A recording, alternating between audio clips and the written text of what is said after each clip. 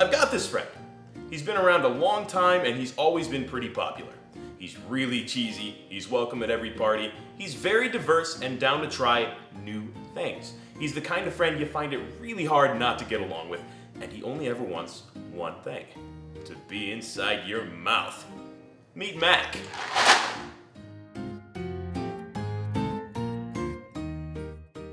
Hi, I'm Brett Picorni, and now that you've met my friend Mac, it's time the two of you get a little better acquainted. I know we all know Mac, but maybe not quite as well as we think we do. Remember how I said Mac was old? That was a bit of an understatement. See, Mac isn't just old, he's medieval. The earliest known recipe, in fact, is from the 14th century, recorded in Liber de Cocina, which is Latin for Book of the Kitchen. I was able to find a transcription of the book online, but not in English. With Google Translate to the rescue, it was still like gibberish.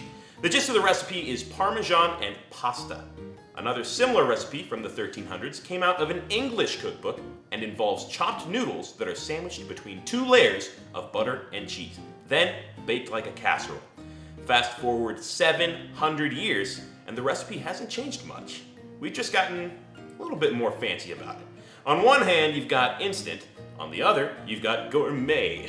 Nothing against instant, but the point of this show is to acquaint you with Gourmet Mac and to find perfection for every single pan. In order to find that, we need to start with arguably the most important part. There are two crucial ingredients in macaroni and cheese, those being the noodles and the roux. I bet you're wondering why I didn't include cheese in this list. Well, that's because mac and cheese, while it can be made with just those two ingredients, macaroni and cheese, gourmet mac is generally made with a bechamel sauce that you pour over the noodles. Is the cheese important? Well, yeah, of course. But you'll never get a perfect bechamel without a good roux. And without that, your mac is begging for failure. So, if you want a good mac, you need a good roux, and for that, you're going to want to start right here. So what's a roux? As you can see, I've got bacon and I've got flour, and with this bacon, I'm going to render one of the two essential ingredients in a roux, that being fat. The other ingredient is flour.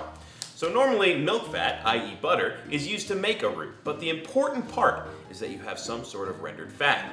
You could use beef tallow, butter, goose fat if you want to be fancy, whatever you want. I use bacon grease. Before we get to that, the first thing that you should do when making mac is learn to make the noodles. We could do it from scratch, but that takes a lot of time and effort and delivers a product that's very similar to what you can find in the store. Save that project for a very special occasion. What you really want here is to find the noodles that tickle your fancy. Personally, I like farfalle, otherwise known as bow tie. So I'm going to use some of that for the modern mac and cheese, and then the Parmesan as well. And then I'm going to use some of these itty-bitty little noodles called ditalini for the English baked mac, seeing as it calls for chopped noodles. To save time, I've already cooked the noodles, but here's what you need to know. Salt the water generously. Make sure you monitor your noodles and stir occasionally. When your noodles are flexible but still have a little bite to them, they're ready. We want al dente, not al mushy. If they're too soft, they will turn to mush when you add the sauce, and nobody likes mac and cheese that tastes like a mouthful of glue. Because we're making 3 kinds of mac and cheese today, I'm going to go ahead and make 2 kinds of roux. I'm only making 2 because one of our macs is going to be the early English baked style. So all we really need for that is noodles and cheese. Oh, and butter. As much as I love butter though, I don't want to be swimming in it. So I'm just going to rub the butter on the bottom of the pan, cover the bottom with a blend of shredded cheeses, add the noodles, toss more cheese on top, then lay some thin slices of butter on the top. For the cheese blend, I'm using cheddar, Swiss, and mozzarella. Once it's set, I'm going to turn the oven to 350 and pop in the pan until the cheese is all ooey gooey. The 2 roux I'm making today are for the early Italian-style mac that was described as Parmesan and noodles, and the more modern bacon mac and cheese. For the Parmesan version, we're going to make a classic white roux, and for the modern bacon version, we're going to make a brown roux to add a nutty flavor. Now, you're going to want a little more flour than fat. Do you have to measure it out? No, you can if you want, but you can also eyeball it like I do. For the first roux, let's get our butter melting. This is a pretty quick process, and once it's all melted, we just want to sprinkle the flour in a little at a time, stirring constantly. It will definitely clump up, and if it gets a little too stiff, just add some more butter. Stir it while it cooks in the pan until it reaches the right consistency, which is just slightly grainy between your fingers. Because the roux is already hot, we might as well make our Parmesan sauce. You can buy it pre-grated, or you can do like I did and get a block of Parmesan and shred it yourself. Whatever the case, make sure it's real Parmesan and not that powdery stuff you get at the local pizza joint. Go ahead and add some warm cream or milk to your roux to loosen it up. Add the Parmesan a small handful at a time and keep stirring. Because Parmesan is the main flavor in this dish, we're gonna use a lot, and we wanna make sure it's incorporated as well as possible. Taste the sauce as you go, and once you have a good strong Parmesan flavor, you should be ready to pour it over the noodles.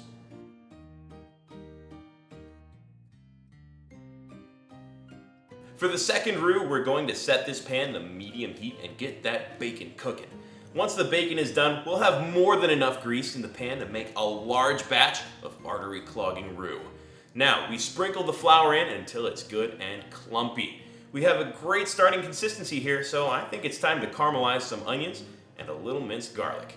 I went ahead and took care of that chopping ahead of time, so now we just fry this stuff up until we're happy with it. The key is to keep stirring because we don't want to burn the roux.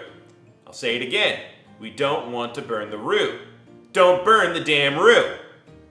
Alright, so it'll continue to cook and break down while the onions and garlic caramelize, and after a few minutes, it should start to change color.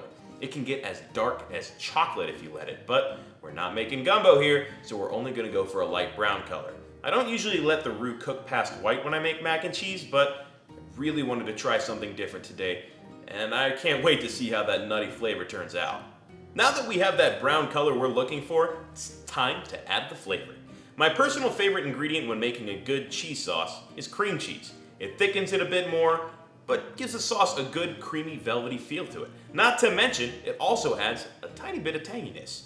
Next up, I've got something a little unexpected and a little scary. It's cheddar powder. Basically the same stuff you get when you make instant mac and cheese. I like to use just a little bit of this stuff because it really does wonders for your final product. It's not exactly real cheese, but having the tiniest bit of this flavor kicks our nostalgia into action. Not a lot of people will tell you this, but nostalgia is a very strong flavor. Take advantage of that by putting the childhood mac flavor in the background of this otherwise gourmet dish. After that, we slowly stir in cheddar, Munster, and provolone to finish the flavor profile. Pour it all over the noodles, add the crumbled bacon, and then a little parsley, and we're in business. Now that we have our 3 macs, it's time to put them to the test and see which one we like the most. I've had a great time preparing them with you, and I hope you will also decide to enjoy a taste of history by meeting Mac in person and recreating them for yourself. Until next time.